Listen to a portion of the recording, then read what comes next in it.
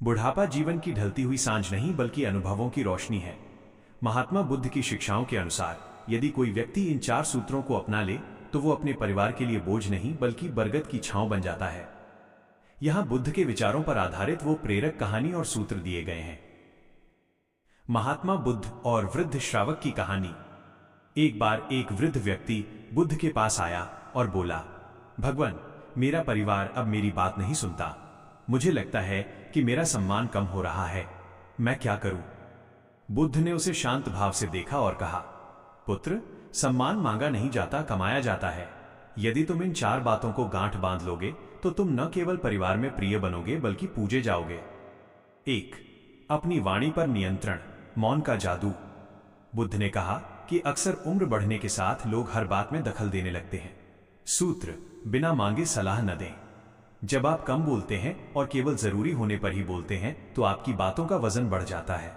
टोकना बंद करें, प्यार लुटाना शुरू करें। 2. अधिकार छोड़ने का साहस। बुद्ध ने समझाया कि जैसे पेड़ अपने पुराने पत्तों को त्याग देता है ताकि नए पत्ते आ सकें, वैसे ही बुजुर्गों को घर की बागडोर नई पीढ़ी को सौंप देनी चाहिए। सूत्र, अब मालिक बनकर नहीं, मार्गदर्शक बनकर रहें। घर के छोटे फैसलों जैसे रसोई में क्या बनेगा या बच्चे क्या पहनेंगे में अपनी राय न थोपे। मोह का त्याग ही सम्मान का आधार है।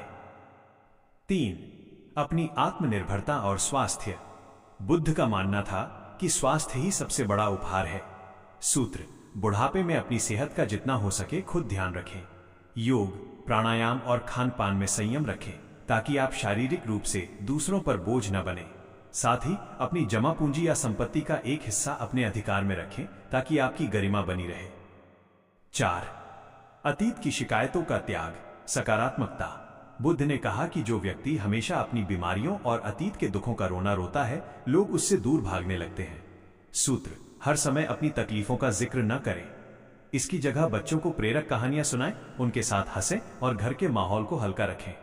आपकी मुस्कुराहट आपको सबका प्रिय बना देगी। निष्कर्ष, बुद्ध के अनुसार बुढ़ापा असहाय होने की अवस्था नहीं बल्कि परिपक्वता का उत्सव है। जो बुजुर्ग अपनी पकड़ ढीली कर देते हैं उनका सम्मान पूरा संसार करता है।